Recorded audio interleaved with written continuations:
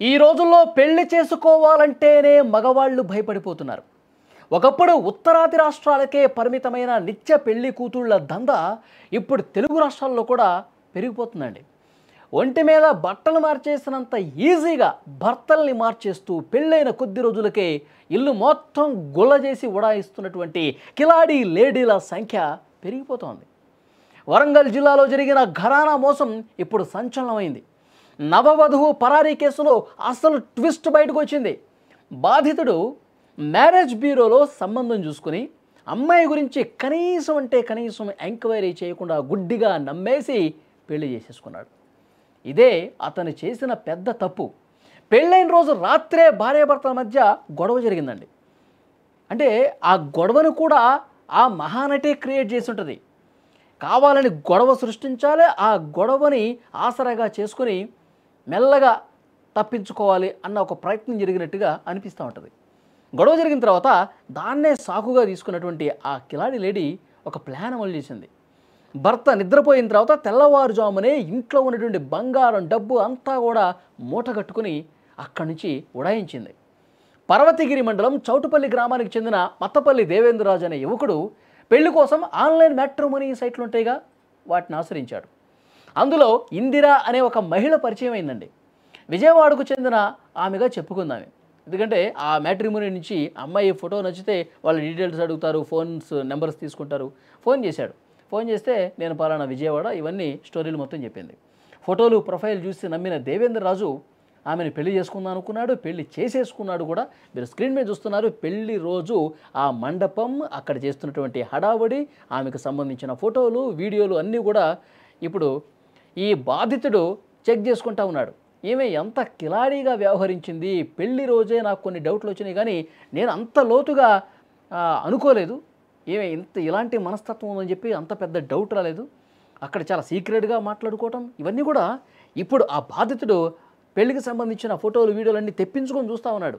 పారిపోయిన మహాతల్లి బండారం మొత్తం కూడా చూసుకోవాలి కదా ఒకసారి. పెళ్లి మండపంలో ఏమేం చేసిందో అవన్నీ చూస్తే సీక్రెట్గా ఒక దగ్గరికి వెళ్ళి మాట్లాడటం, తర్వాత ఫోన్లో నేను బాగానే మేనేజ్ చేస్తూ ఉన్నాను, ఇక్కడి నుంచి నేను ఈజీగా తప్పించుకొస్తాను, మొత్తం డబ్బులు, ఆ తర్వాత ఇంట్లో ఇంత డబ్బు ఉంది ఇతని దగ్గర, ఇంత బంగారం ఉంది, అవన్నీ కూడా లెక్కలు వేరే వాళ్ళకి చెప్తున్నట్టుగా ఫోన్ మాట్లాడుతుంది.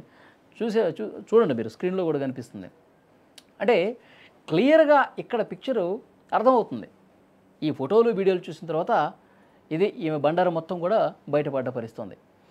అయితే ట్విస్ట్ ఏంటంటే ఈ కేసులో కాపురం పెట్టిన నెల రోజులకే ఇందిర ప్రవర్తనలో దేవేంద్రరాజుకు తేడా కనిపించింది. ఇప్పుడు ఆమె వెళ్ళిపోయిన తర్వాత ఈ ఫోటోలు వీడియోలు చూస్తూ ఉన్నాడు. కానీ కాపురం పెట్టిన తర్వాత కొన్ని రోజులకి అతనికి డౌట్ వచ్చిందండి.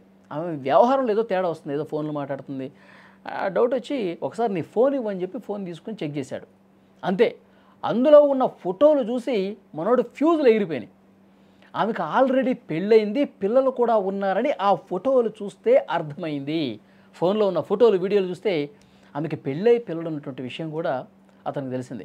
వెంటనే భార్యను గట్టిగా ఆ రోజు రాత్రే నిలదీశాడు. ఆ కిలాడి లేడీ ఏమాత్రం కూడా తడబడకుండా అదంతా గతం, ఎందుకంటే ఇది ఎప్పుడన్నా తెలిస్తే మనం గట్టిగా ఉండాలి, గట్టిగా వాదించాలని చెప్పి మైండ్లో మెంటల్గా ఫిక్స్ అయిపోయింది కదా. ఇక ఆ స్క్రిప్ట్ని, తను అనుకున్నటువంటి స్క్రిప్ట్ని చూడు, అదంతా గతం అయిపోయింది. ఈ ఫోటోలు ఇవన్నీ ఫోన్లో ఉంటాయంటే అప్పుడు ఫోటోలు తీసుకునే వీడియోలు తీసుకునే ఉంటాయి కదా, అవి అలాగే ఫోన్లో పడిపోయినాయి. నేను అతనితో విడాకులు తీసేసుకున్నాను, అంతా ఏమి లేదు, అతనికి నాకు ఏం సంబంధం లేదు, మనం ఇప్పుడు ఒకటి అని చెప్పి కూల్ చేసే ప్రయత్నం, అనుకున్న స్క్రిప్ట్ని యాజ్ టీజ్గా చెప్పేస్తూ ఉంటుంది. అతనితో విడిపోయాను, విడాకులు కూడా తీసేసుకున్నాం, మనకేం సంబంధం లేదు అని మాయ మాటలు చెప్పేసి గొడవను అక్కడితో కూల్ చేసేసి ఆ రాత్రే, ఎలాగో ఇతనికి డౌట్ వచ్చింది కాబట్టి మళ్ళీ ఇంకోసారి దొరికితే బాగుండదని చెప్పి ఆ రాత్రే ప్లాన్ అమలు చేసింది. భర్త గాఢ నిద్రలో ఉన్నప్పుడు ఇంట్లో 2 లక్షల రూపాయలు అంటే 2 లక్షల రూపాయలు, 8.5 తులాల బంగారంతో తెల్లారేసరికి ఈ మహానటి జంప్ అయిపోయినటువంటి పరిస్థితి. ఉదయాన్నే మోసపోయానని గ్రహించినటువంటి ఆ బాధితుడు దేవేంద్రరాజు పోలీసుల దగ్గరికి వెళ్ళాడు. పోలీసులు ఇన్వెస్టిగేషన్లో మైండ్ బ్లాంక్ అయ్యే విషయాలు కొన్ని బయటపడ్డాయి.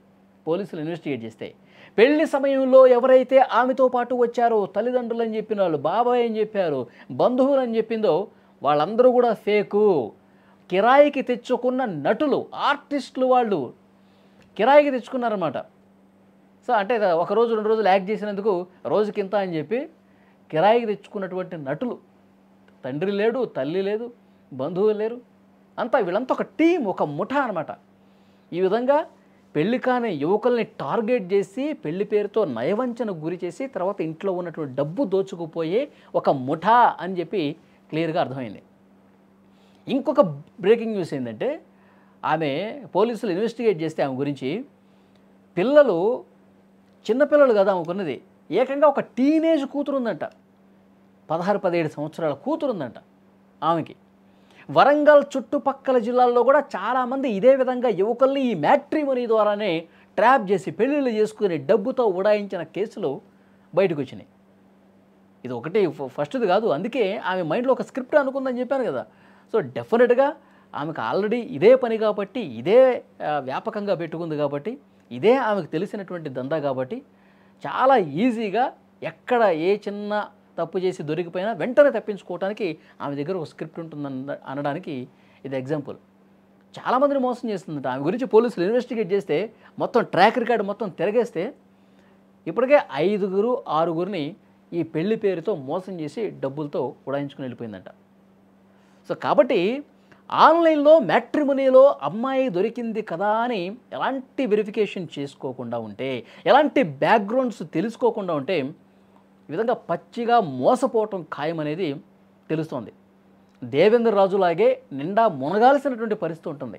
ఇప్పుడు ఎవరైనా మధ్యవర్తిని పెళ్లి చేసేటప్పుడు ఎవరైనా అమ్మాయి ఉంటే చూడండి అని చెప్పి మధ్యవర్తితో సంప్రదిస్తారు. అది కామన్గా జరిగేది ఎక్కడైనా సరే.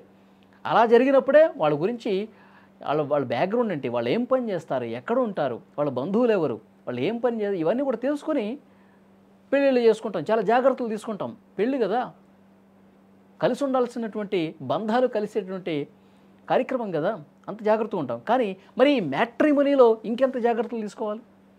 ఈ విధంగా ఫోటోలు చూసి ఫోన్లో మాట్లాడేసుకొని ఎంగేజ్మెంట్లో పెళ్ళిళ్ళు చేసుకుంటే ఇంత దారుణంగా మోసపోయే పరిస్థితి ఉంటుంది. కాబట్టి మ్యాట్రిమోనీని, మ్యారేజ్ బ్యూరోల్ని నమ్ముకున్నప్పుడు 1-2 సార్లు తరోగా చెక్ చేసుకోవాల్సినటువంటి అవసరం ఉంది అని చెప్పి ఈ ఘటన రుజువు అవుతుంది. పోలీసులు కూడా దీని మీద క్లారిటీ ఇచ్చారు. చూడండి.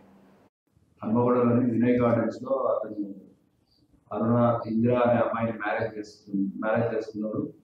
అరుణ మ్యారేజ్ బ్యూరో సంబంధించిన అరుణ రామారావు వాళ్ళిద్దరు ఆ సంబంధాన్ని చేసారు.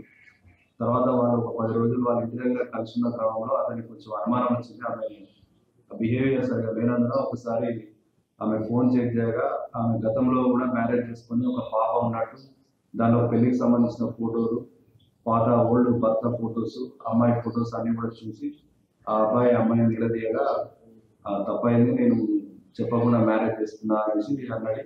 నిమిషకవి ఇందిర ప్రస్తుతానికి అయితే కొత్తగూడెం గ్రామానికి చెందిన ఆమె అనేసి అంటున్నారు. దాని పూర్తి దర్యాప్తులో అసలు నిజాలు అనేది బయటపడింది. సరే, మాకు పిల్లలు ఉన్నట్టు ఒక పాప ఉంది అని చెప్పేసి వీళ్ళు దరఖాస్తులో పేర్కొన్నారు. దానికి సంబంధించిన ఫోటోలు కూడా ఇవ్వడం జరిగింది. అది కూడా వెరిఫై చేయాల్సి ఉంది.